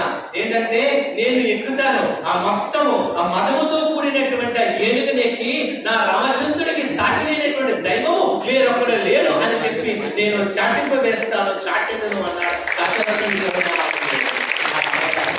అటువంటి ఆయన అంత ముఖ్యమైనటువంటి రామచంద్రుడు అలా వెనకొస్తాను, సీతమ్మ తల్లి జాడ కనిపించలేదని చెప్పి నా రాజబాణములతోని ఆకాశానంతా కూడా కప్పివేస్తాను, నా రాజబాణములతోని సమస్త మొత్తం అంతా కూడా లైవ్ చేస్తాను, భూమండలం అంతా కూడా లైవ్ చేసేస్తాను అని ముగ్గురే మాట్లాడుతుంటే లక్ష్మణ స్వామి పరిగెత్తుకొని వచ్చి రామచంద్రుని పాదముల మీద పడిపోయి అంటాడు, రామ ఏమిటి ఆవేశము, ఏమిటి ఆవేశము? చంద్రే లక్ష్మి ప్రభా సూర్యే గతిర్వాయువు భువి క్షమః. అంటే భూదేవికి ఎంత క్షమంతో నా రామచంద్రుడికి అంత ఓర్పు క్షమంతయ్యా. చంద్రుడు ఎంత కాంతి, ఎంత చల్లదనాన్ని ఇస్తాడో నా రామచంద్రుడు అంత చల్లదనాన్ని, అంత కాంతిని అందిస్తారయ్యా. మొత్తము ఆ రామచంద్రుడి యొక్క రక్షణలోని మేము హాయిగా ఉంటాం అనేటువంటి కీర్తి ఉంది తండ్రి. అన్నయ్య, నీ కీర్తిని పాడు చేసుకోక, రాముడంటే ఇతరులు చెప్పినటువంటి మాట వింటాడు. రాముడంటే గురువులు ఎలా చెబితే అలాగా వినేటువంటి వాడు. రామచంద్రుడు చెబితే గురువులు కూడా ఆచరిస్తారు. అటువంటి కీర్తి నీకు ఉందన్నయ్యా. ఏమిటి ఆవేశం? సీతమ్మ తల్లి జాడ చెప్పలేదని చెప్పి వీరి మీద నీ ప్రతాపము. ఎవడు ఎత్తుకెళ్ళాడో వాడిని నువ్వు సంహరించాలి కానీ సీతమ్మ తల్లి జాడ చెప్పలేదని వీరిని సంహరించడమా? ఇదేనా భాగ్యమా? ఓర్చుకో రామచంద్ర, ఓర్చుకో అంటే అప్పుడు రామచంద్రుడు ఒక మాట్లాడచ్చు, దీని అంతటి గల కారణం నువ్వే, నా దుఃఖముల కాల కారణం నువ్వే. సీతమ్మ తల్లిని కాపలా పెడితే నువ్వు విడిచిపెట్టి వచ్చేసావు, నువ్వు విడిచిపెట్టి రావడం వల్ల ఈ విధంగా జరిగింది అని అనొచ్చు. కానీ అనలేదు. అనకంటే ఏం చేశారు? నిజమే లక్ష్మణ, నువ్వు చెప్పింది నిజమే, నీ మాట నేను వింటాను. ఎవడో వెతికెళ్ళాడో వాడిని సంపాదించాలి తప్ప జాడ చెప్పలేదని చెప్పి నా ప్రతాపము వీటి మీద చూపించని చెప్పి వెంటనే తన తదుర్పాన్ని విడిచిపెట్టేసి నడుచుకుంటూ వెళ్ళిపోయాడు రామచంద్రుడు. నిజంగా ఆ రోజు కష్టం కలిగి మొత్తం ఈ భూమండలం అంతా కూడా లైన్ చేసేస్తే 2 వ్యక్తులు తలదించుకునేవారు. ఎవరా 2 వ్యక్తులు తెలుసా? తన గురువులైనటువంటి వశిష్ఠ విశ్వామిత్ర మహర్షులు ఇద్దరు కూడా తలదించుకునేవారు. ఛీ, అయోగ్యుడికి మేము ధనుర్వేదము నేర్పించకుండా ఉండవలసింది. కాస్త కష్టం వస్తే తను నేర్చుకునేటువంటి ధనుర్విద్యతోని సమస్త భూమండలంతా కూడా లయం చేసేసాడే, వీరికి నేర్పించి మేము తప్పు చేశాం అని తలదించుకునేవారు. కానీ ఆ రోజు లక్ష్మణ స్వామి చెప్పిన మాటకు అనుగుణంగా తను బాణం విడిచిపెట్టి వెళ్ళిపోయాడు కనుక ఆ ఒక్క మాట వినడం వల్ల తన గురువుల తల ఎత్తుకునేటట్లు చేశాడు రామచంద్రుడు. అది అందులో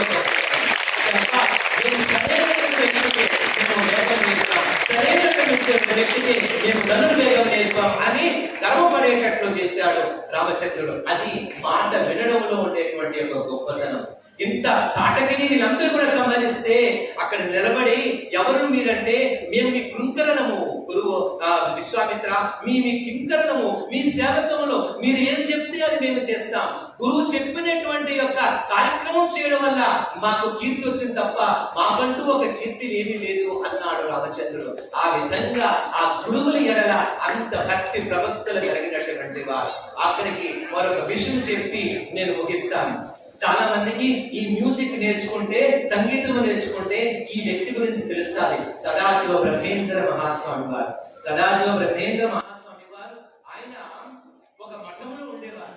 సదాశివ బ్రహ్మేంద్ర స్వామి వారు మఠంలో కొంతమంది శిష్యులు గురువు గారి దగ్గరికి వెళ్ళి కంప్లైంట్ చేశారు. గురువు గారు, సదాశివ బ్రహ్మేంద్ర స్వామి వచ్చినటువంటి వారందరికీ కూడా బాధగా తిరుగుతున్నారు, అందరూ కూడా ఇక్కడికి వస్తే మాకు అశాంతి కలుగుతుందని చెప్పి వెళ్ళిపోతున్నారు, మీరు కాస్త మాట్లాడేది అంటే అప్పుడు ఒక రోజు చూసి గురువు గారు పిలిచారు. పిలిచి, ఏమి సదాశివం, నువ్వు మాట్లాడకుండా ఉండలేవా? నువ్వు మౌనంగా ఉండలేవా? నీలో నువ్వు అంతర్ముఖత్వాన్ని పొందలేవా? నీలో ఉండేటువంటి యొక్క ఆ భగవంతుడు దర్శించలేవా? ఇంకా మాట్లాడే రోజే నీకు రాదా అన్నారు గురువు గారు. వెంటనే ఒక్క మాటకి కట్టుబడిపోయి సదాశివ బ్రహ్మేంద్ర స్వామి వారు, గురువు గారు, నేను మీకు మాటిస్తా, ఇప్పటి నుంచి నేను మాట్లాడు అని చెప్పి మౌనంలోకి వెళ్ళిపోయారు. అక్కడి నుంచి ఆయన మాట్లాడలేదు. ఒకసారి నదీ తీరంలో కూర్చొని ఆయన ధ్యానం చేస్తూ సమాధి స్థితిలోకి వెళ్ళిపోయారు సదాశివ బ్రహ్మేంద్ర స్వామి వారు. ఎప్పుడు వచ్చింది? ఒక వరద వచ్చింది. వరద వచ్చి ఆయన శరీరం నుంచి వరద వెళ్ళిపోయింది. అంటే మొత్తం ఆ శరీరం అంతా కూడా ఇసుకతో కప్పబడిపోయి ఉండిపోయింది. ఆ క్రింద సదాశివ బ్రహ్మేంద్ర స్వామి ఉన్నారు, పైన అంతా కూడా ఇసుక, పై కనిపించరు, లోపల ఉన్నారని ఆయన. అంటే సమాధి స్థితిలోకి వెళ్ళిపోయారు, అంటే ట్రాన్స్ లోకి వెళ్ళిపోయారు. ఒక ఆయన బండి తోలుకొని వచ్చాడు, ఎద్దుల బండి. అంటే ఈ యొక్క ఇసుకని తోలుకొని వెళ్దామని చెప్పి పార తీసుకున్నాడు. తీసుకొని ఇసుకను తప్పి బండిలో వేస్తున్నాడు. ఒకసారి ఇలా కొట్టేసరికి రక్తం చిమ్మింది. భయపడిపోయాడు. ఏంటి రక్తం వస్తుంది ఏమిటని చెప్పి ఆ ఇసుక తీస్తే ఆ లోపల సదాశివ బ్రహ్మేంద్ర స్వామి వారు ఉన్నారు. ఈ యొక్క పాల ఆయన తలని తగిలి ఆ రక్తం చిమ్మింది. అప్పుడు ఆయన వెలుగులోకి వచ్చాడు. చూసారా? ఆయన అప్పటి వరకు ఆయన తండ్రి గురువు గారిని మాటిచ్చారు, నేను మాట్లాడను అనేటువంటి విషయంతో అలా నిలబడిపోయారు. గురువు గారు చెప్పిన ప్రకారంగా మనం పిబరి రామరసం ఇవన్నీ చదువుతాం కదా, అది త్యాగరాజు గారు రాసింది కాదు, సదాశివ బ్రహ్మేంద్ర స్వామి గారు రాసింది. ఆయన వాక్యకారుడు, అనేక రాగాలను సృష్టించినటువంటి మహానుభావుడు. ఆ త్యాగ తర్వాత అంత గొప్పటి ఉన్న స్థితికి వెళ్ళినటువంటి వారు సదాశివ బ్రహ్మేంద్ర స్వామి గారు. అంటే గురువు యొక్క మాటకి ఆ విధంగా కట్టుబడిపోయి తన యొక్క జీవితాన్ని సార్థకం చేసుకున్నారు. అది ఒక మాట వినాలి. మనకి అనేక కోట్ల కోట్ల కోట్ల కోట్ల జన్మల తర్వాత మనకి ఈ యొక్క మానవ జన్మ లభించింది. అది మేము తెలుసుకోవాలి.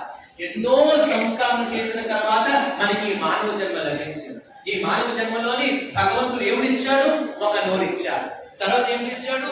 2 చెవులు ఇచ్చాడు. అంటే దీని అర్థం ఏమిటంటే, ఒక నోరు ఇచ్చాడు, 2 చెవులు ఇచ్చాడంటే తక్కువగా మాట్లాడు సుమా అని. ఏదైతే అర్థవంతంగా మాట్లాడు, అవసరమైతేనే మాట్లాడు, లేకపోతే మాట్లాడక మౌనంగా ఉండు.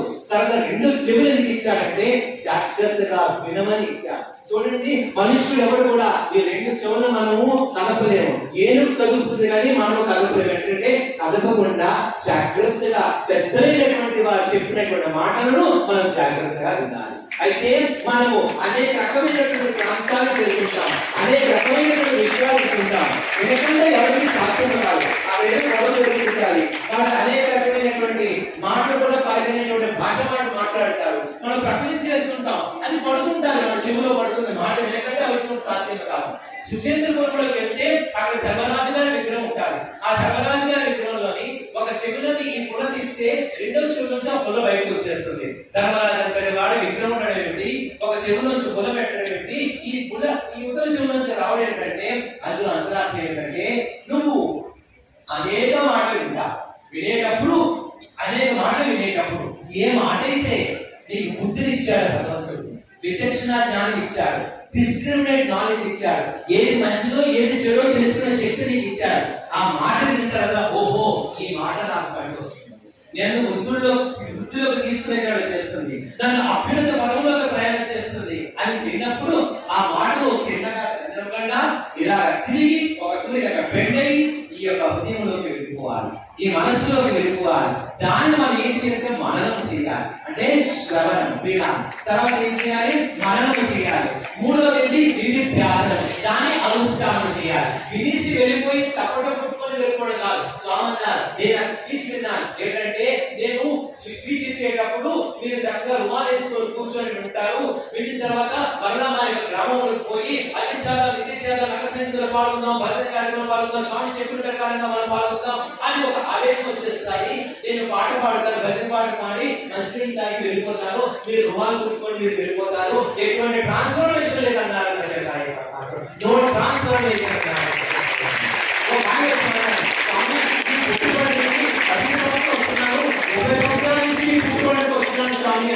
అప్పుడు స్వామి అన్నారు, ఏంటి నీతో పాటు సూట్ కేసుకొని వచ్చింది, సూట్ కేసు ఎటువంటి ఫలితం వచ్చిందో నీకు అటువంటి ఫలితం నాకు వచ్చింది. నో ట్రాన్స్ఫర్మేషన్ అన్నారు సత్యసాయి పరమాత్ముడు. ఆ విధంగా తెలుసుకోవాలి.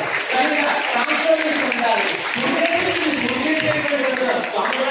బస్సు పోటీ బస్సు వస్తుంటాయి, అంత రోజు బస్సు వస్తాయి, ఆ బస్సు వస్తుంటాయి కొంతమంది అంత మాత్రం చేత ఆ బస్సుకి ఏదైనా ట్రాన్స్ఫర్మేషన్ వచ్చిందా, నువ్వు ఒకటే నీ నువ్వు ఒకటే నీ బస్సు కూడా నువ్వు ఒకటే అని చెప్పగానే చెప్పాడు సత్యసాయి పరమాత్ముడు. మీకు ఎప్పుడైనా సరే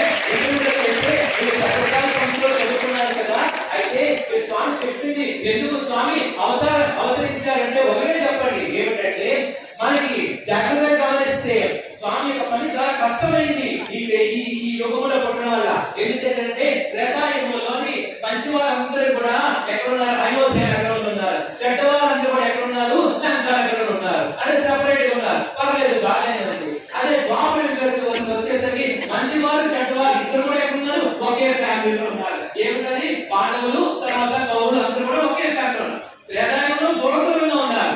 ఈ యొక్క ద్వాపరికి వచ్చేసరికి ఒకే ఫ్యామిలీ పుట్టారు. మరి కలియుగంలో వచ్చేసరికి స్వామి చెప్పారు, ప్రతి వాడు కూడా ఉదయం మంచివాడు రాత్రి చెడ్డవాడు అన్నారు సత్యసాయి పరమాత్ముడు. ప్రతి వాడు కూడా ఉదయం మంచివాడు రాత్రి చెడ్డవాడు. వాటిలోనే అనేక రకమైనటువంటి దుర్భాగ్యం ఉన్నాయి. ప్రతి రోజు కూడా ఈ కురుక్షేత్ర సంగ్రామం జరుగుతూనే ఉంటుంది. మంచికి చెడుకి, ఇక్కడ మంచి అంటే పాండవులు, చెడు అంటే కౌరవులు. మంచికి చెడుకి ఎప్పుడు కూడా యుద్ధం జరుగుతుంది. ఆ హృదయస్థితితో ఆ హృదయంలోని అర్జున హృదయస్థితితో అన్నాడు. ఆ వాసుదేవుడు ఇక్కడే ఉన్నాడు. ఆ వాసుదేవుడు అక్కడ సాక్షి కూతురే చూస్తాడు. నువ్వు మంచి వైపు వెళ్తావా, నువ్వు చెడు వైపు వెళ్తావా, ఆ యుద్ధం జరుగుతూనే ఉంటుంది. కనుక స్వామి ఇక్కడ రావడం వల్ల అందరిలోనే ఒక వ్యక్తిలోనే మంచి చెడు కనుక ఇక్కడ సంహరణ లేదు, సంరక్షించడానికి వచ్చాడు. అందుకే సత్యసాయి పరమాత్ముడు ఎందుకు వచ్చాడంటే మనలో ఉండేటువంటి దుర్గుణాలు పోగొట్టి మనకి సద్గుణాలు కల్పించి నిజమైన వ్యక్తిగా జీవించడానికి మనతో పాటు చెప్పి తన జీవితమే my life is my message తో పాటు my life is your message అనే స్థాయికి మనం తీసుకెళ్ళడానికి సత్యసాయి పరమాత్ముడు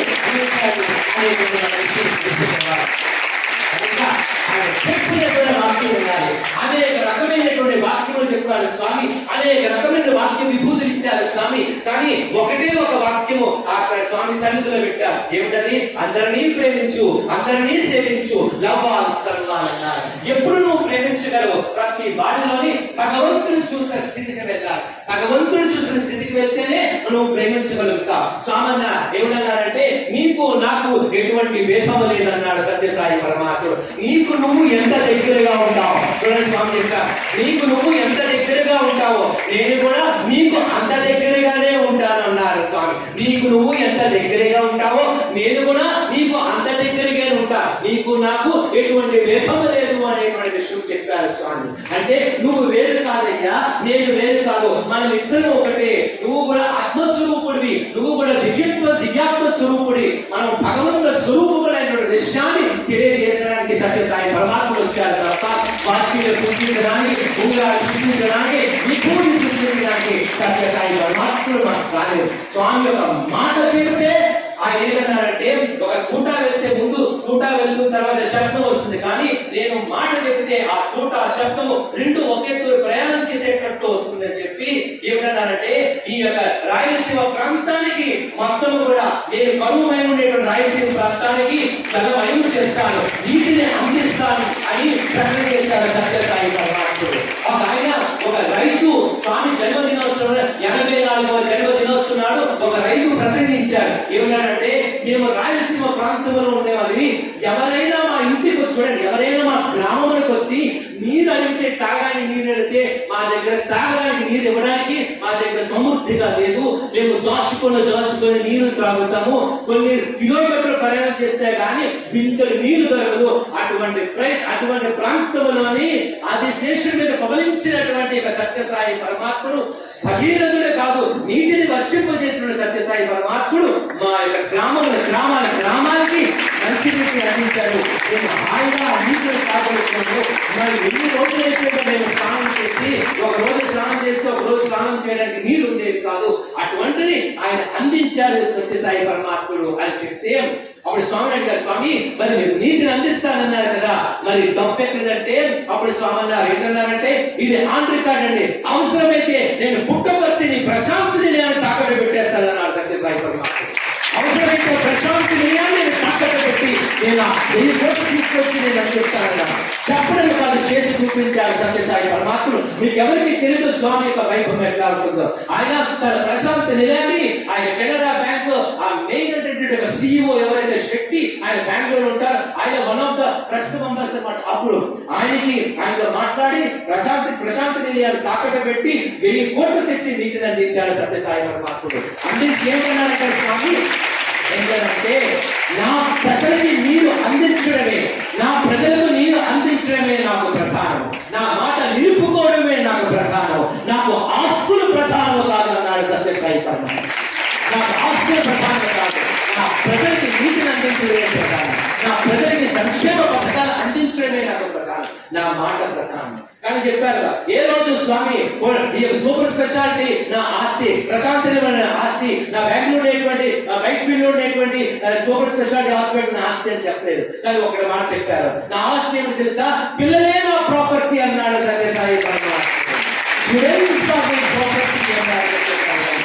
పిల్లలే నా ప్రాపర్టీ. ఎందుకు పిల్లలే నా ప్రాపర్టీ అన్నారంటే ఆయన లెగసీని తీసుకెళ్లవలసిన బాధ్యత మీ మీద ఉంది, గురువులైనటువంటి మా మీద ఉంది. ఎందుచేతంటే అంత తల ముక్కి వినాలన్నమాట. మరలా వెనక్కి వస్తాం, ఈ పుల్ల ఎందుకు ఇక్కడి నుంచి వచ్చేస్తుందంటే ఏవైతే వినకూడదో, ఏవైతే మనకు అవసరం లేదో, ఈ యొక్క స్టిక్ ఇక్కడి నుంచి ఎలా వెళ్ళిపోతుందో అది బయటకు పంపించాలి. ఏదైతే మనం ఉత్తరిస్తాదో అది లోపల తీసుకొని దాన్ని మనం అనుష్ఠానం చేయాలి. ఆ విధంగా సత్యసాయి పరమాత్ముడు చెప్పిన ప్రకారంగా మనందరం కూడా బ్రతకాలి. ఎందుచేతంటే విద్యార్థులు మీరు స్వామి దగ్గర ఏమో నేర్చుకున్నారు, స్వామి ఏం చెప్పారు, స్వామి వల్ల మీ నడవడిక ఏ విధంగా ఉంటుంది, ఆ విధంగా మీరు నడుచుకొని వెళ్ళాలి. అంటే ఒక విద్యార్థి ఎలా ఉండాలనే విషయము మీ యొక్క ప్రవర్తన ద్వారా నిరూపణ చేస్తారు. Super speciality hospital white field లోని బెంగళూరులో సూపర్ స్పెషాలిటీ హాస్పిటల్ కంటే 1000 కంప్యూటర్స్ కావాలని ప్రకటన చేశారు ఆ యొక్క ట్రస్ట్ మెంబర్స్. ఒక వ్యక్తి పరిగెత్తుకొని వచ్చేసారు, వచ్చి విదేశం నుంచి వచ్చి అవసరమైతే ఈ 1000 కంప్యూటర్స్ కూడా మేము ఫ్రీగా ఇచ్చేస్తామంటే అప్పుడు ఆయన అన్నారనమాట, మీరు ఏమైనా సాయి డివోటీ అంటే కాదు అన్నారు. స్వామిని చూసారంటే చూడలేదు. మీరు సాయి డివోటీ కాదు, స్వామిని చూడలేదు, మరి 1000 కంప్యూటర్స్ మీరు ఎట్లా ఇచ్చేస్తారంటే అప్పుడు చెప్పుకొని వచ్చారు, నేను ఒక పెద్ద కంపెనీని రన్ చేస్తున్నాను, అప్పటి వరకు ఎంతో అస్తవ్యస్తంగా నా కంపెనీ అంతా కూడా ఉంది, నష్టాల్లో ఉంది. కానీ ఎప్పుడు వచ్చారో తెలియదు, మీ యొక్క స్వామి దగ్గర చదువుకునేటువంటి ఎంటెక్ కంప్యూటర్స్ చదువుకునేటువంటి 3 వ్యక్తులు నా కంపెనీలో జాయిన్ అయ్యారు. వారి ప్రవర్తన చూసి మిగిలిన వారందరూ కూడా మారిపోయారు, వారి నడవడికను చూసి మిగిలిన వారందరూ కూడా మారిపోయారు. అందరూ కూడా టైంకి వస్తున్నారు, టైంకి పనిచేస్తున్నారు. అంతవరకు నా గ్రాఫ్ పడిపోయింది, ఇప్పుడు ఒకేసారి అది రైజ్ అయింది. అంతవరకు నష్టాలు ఉండేది లాభంలో పడిపోయింది అని చెబుతూ సత్యసాయి పరమాత్మ దగ్గర చదువుకునేటువంటి విద్యార్థులకి ఇంత శక్తి ఉంటే ఆ సత్యసాయి పరమాత్మ అంత మహిమాన్వితుడు అనేటువంటి విషయం నేను అర్థం చేసుకుని ఈ 1000 కంప్యూటర్లు నేను ఇవ్వడానికి సిద్ధపడిపోయానన్నారు. ఆ విధంగా రిఫ్లెక్షన్, రియాక్షన్, రీసౌండ్ అంతా కూడా ఉంటుంది. మీరందరూ కూడా ఎంబాడిమెంట్స్ ఆఫ్ లవ్, మనందరూ కూడా ఎంబాడిమెంట్స్ ఆఫ్ లవ్. మరి మీరందరూ కూడా సత్యసాయి పరమాత్ముడు ఒక బ్లూ ప్రింట్ గా ఉంటారు. ఏమి నేర్చుకున్నారో ఆ విలువలు నేర్చుకున్నారో అవన్నీ కూడా మీరు ఆచరణాత్మకంగా మీరు పెట్టాలి. గురువులు చెప్పింది జాగ్రత్తగా వినాలి, శ్రద్ధతో వినాలి. అందుకే భద్రం కర్మే భీషునియామదేవా అంట. మన యొక్క చెవులు ఎప్పుడు కూడా భద్రకరమైనటువంటి నా చెవులు దేవా, నా చెవులు ఎప్పుడు కూడా భద్రకరమైనటువంటి విషయాలని వినుగాక, అది నన్ను ఉద్ధరించుగాక, నేను ఎల్లప్పుడూ కూడా దీన్ని అనుష్ఠానం చేయుగాక అని చెబుతూ ఆఖరికి ఒక విషయం ఇప్పుడే గుర్తుకొచ్చింది, అది చెప్పి నేను ముగిస్తాం. ఏమిటంటే ఉదయం లేవగానే ఎందుకు చేస్తారంటే ఒకసారి మన ప్రిన్సిపల్ గారు అడిగారు దీని గురించి అవకాశం ఉంటే చెప్పండి అని. మనం ఉదయం లేస్తాం, లేవగానే కరాగ్రే వసతే లక్ష్మి అంటాం, కరమధ్యే సరస్వతి అంటాం, కర్మూలే స్థితాగౌరి అంటాం. అంటే ఎంత బ్రహ్మాండంగా మన భారతీయ సంస్కృతి ఎంత గొప్పదంటే చూడండి, కరాగ్రే వసతే లక్ష్మి అంటే అగ్రము, ఈ యొక్క గోడ దగ్గర లక్ష్మీదేవి ఉంటారు. గోల దగ్గర లక్ష్మీదేవి ఉంటారు. అంటే ఈ యొక్క టాప్ అన్నమాట.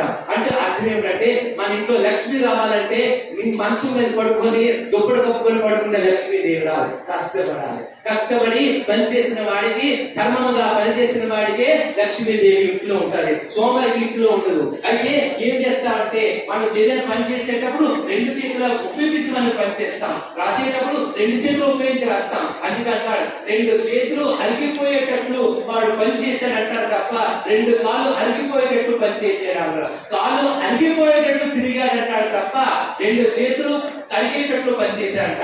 చూడండి మన లోకంలో కూడా ఒక ఉంటారు సామెత, వాడికి ఏమనండి రెండు చేతుల సంపాదిస్తున్నాడు అంటారు. ఏంటంటారు? రెండు చేతుల సంపాదిస్తున్నాడు. అందుకే ఈ అక్రమణం ఎవరు ఉంటారు? లక్ష్మీదేవి ఉంటారు. అంటే ఇదంతా ఒక సింబాలిజం అన్నమాట. అంటే కష్టపడినటువంటి వారి ఇంట్లోనే లక్ష్మీదేవి ఉంటుంది అనేటువంటి విషయం. తర్వాత కరమధ్యే సరస్వతి, ఈ మధ్యమునందు సరస్వతి దేవి ఉంటుంది. ఎందుకు ఈ మధ్యమునందు సరస్వతి అంటే పూర్వకాలంలోనే తాళపత్ర గ్రంథాలు ఉండేవి. ఈ తాళపత్ర గ్రంథాలు ఎలా పెట్టుకునేవారు? ఇలా పెట్టుకొని అంటే తాళపత్ర గ్రంథాలు ఇలా మధ్యలో పెట్టుకొని చదివేవారు. ఇప్పుడు ఏమిటి? ఒక గ్రంథం చదవడం లేదు, ఒక పుస్తకం చదవలేదు, ఎంతసేపు ఆ సెల్ ఫోన్ చూస్తారు, ఆ డిజిటల్ గా చూస్తారు. దాని వల్ల ఏమిటంటే ఆ రేసు తగిలి మనకి కళ్ళద్దాలు వచ్చేసి, చిన్నదనంలో దృష్టి దోషం వచ్చేసి అలిసిపోయి ఏది ఇందులో మస్తిష్కంలోకి నిలబడదు అనమాట. అందుకే విపరీతంగా చేతితో మనం రాయాలి. కరమధ్యే సరస్వతి, ఆ మధ్యన తాళపత్ర గ్రంథంలో పెట్టుకునేలాగా చదివేవారు. అందుకే రాస్తేనే బాగా వస్తుంది అనే విషయం తెలుస్తారు. తర్వాత కరమూలే సీతాగౌరి, ఈ యొక్క మూలమునందు ఇక్కడ గౌరీదేవి ఉంటారు. అంటే అమ్మవారి శక్తి మొత్తం అంతా కూడా శక్తి ఎక్కడ ఉంటుంది? ఇక్కడ ఉండాలి. నువ్వు కింద నుంచి లేవాలంటే నువ్వు మొబైల్ లేవు, నీ చెయ్యి ఆంచి నువ్వు లేస్తావు. ఏదైనా తొయ్యాలంటే ఇలా తోస్తావు. అంటే ఏదైనా ప్రెస్ చేయాలంటే ఇక్కడ మొత్తం శక్తి అంతా కూడా పెడతావు. అందుకే ఏ గ్రామంలోకి వెళ్తే అమ్మవారి లక్ష్మీదేవి అమ్మవారు కాదు, తర్వాత ఈ సరస్వతి కాదు, శక్తి స్వరూపుడు ఎవరు? పార్వతీదేవి శక్తి స్వరూపుడే. అందుకే అంకాలమ్మ, పోలేరమ్మ, మౌలమ్మ, ఈ తల్లులందరూ కూడా శక్తి. అది అంటే కింద శక్తి ఉంది, మధ్యన సరస్వతి ఉంది, పైన లక్ష్మీదేవి ఉంది. అంటే మొత్తం ముగ్గురు యొక్క దేవతా స్వరూపులు నీ చేతులలో ఉన్నాయయ్యా. అది ఉదయం లేచి దర్శించవయ్యా, నీకెక్కడికో వెళ్ళక్కర్లేదు చెప్పి పెద్దలు మనకి సిపోత చేసి అంత చక్కగా అంత ప్రధానంగా ఈ భారతీయ సంస్కృతిని ప్రతి పార్టీలో కూడా ఒక సైకిల్ రీజన్ ఉంటుంది. ఈ యొక్క దేశంలో పుట్టడమే మనం చేసుకునే అదృష్టము, సత్యసాయి సమకాలికలో పుట్టడమే మన అదృష్టము. మీరు కూడా నేను సత్యసాయి సంస్థలో పనిచేయడము, మీరు చదువుకోవడం, విద్యను అభ్యసించడం మనందరూ కూడా భగవంతుడు ఇచ్చినటువంటి యొక్క గొప్ప వర్షం. కనుక వీళ్ళందరూ కూడా చక్కగా చదువుకొని ఉన్నత స్థితికి వెళ్ళి చక్కనైనటువంటి సమాజ సేవకి మంచి పలుకులుగా ఉపయోగపడి మీ యొక్క చదువుకునే విద్యాలయానికి, విద్యా సంస్థకి, మీ యొక్క కుటుంబానికి, మీ యొక్క వంశానికి కీర్తి ప్రతిష్టలు తీసుకోవలసిందిగా ఆ సత్యసాయి పరమాత్ముని అటువంటి అనుగ్రహాన్ని, మీ యొక్క కృపా కటాక్షాన్ని మీ మీద అందరి మీద ప్రశ్నించవలసిందిగా నేను మనసా వాచ కర్మణ కోరుకుంటూ సెలవు తీసుకుంటున్నాను.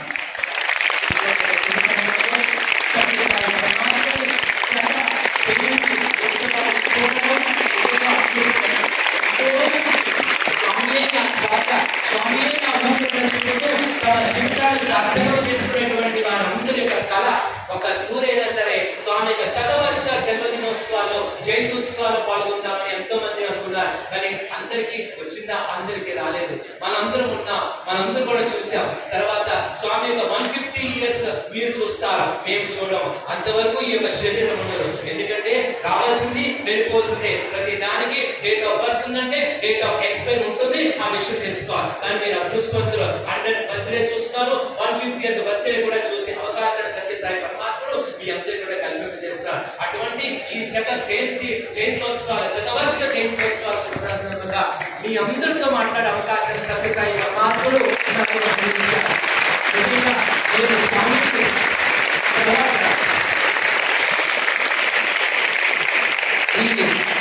ఈ పాఠశాలని నేను ఎంత కృతజ్ఞత తెలుపుకుంటా అంటే, కృతజ్ఞత అనేది చాలా చిన్న వాక్యం అనమాట. 2006లోనే స్వామి అనుగ్రహంతో ఇక్కడ అడుగు పెట్టడం జరిగింది. 10th క్లాస్ మ్యాథ్స్ టీచర్ గా నాకు అపాయింట్మెంట్ ఇచ్చారు స్వామి 2006 లో వచ్చాం. అప్పటి నుంచి ఇప్పటి వరకు కూడా ఎటువంటి ఆటంకం లేకుండా సుమారుగా ఇది 19th ఇయర్ అన్నమాట. ఉదయం క్యాల్కులేట్ చేసుకున్నాను. 19 సంవత్సరాలు ఏకధాటిగా ప్రతి సంవత్సరము 22 నవంబర్ నాడు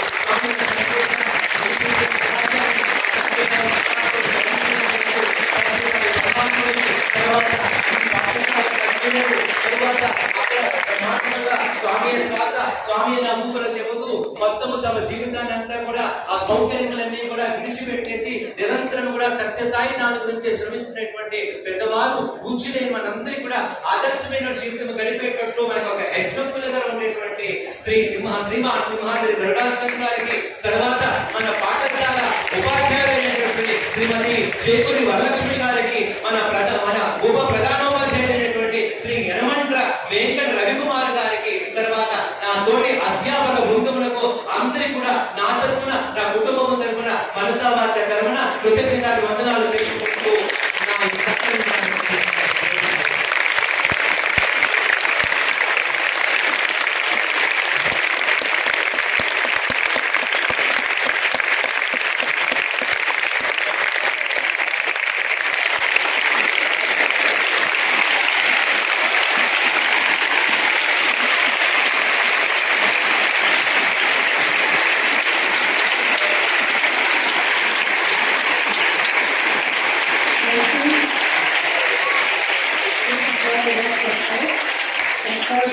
standing ovation, but don't set up right now. And really, sir, makes a standing ovation. But one thing, children, whatever you have learned now, take that message home and maximum try to follow that and share it with your friends and other relatives and parents. Sir, the sound waves of your inspiring and enlightening speech are still resonating in the air. I don't want to disturb them at all. Let's say, let us absorb the message.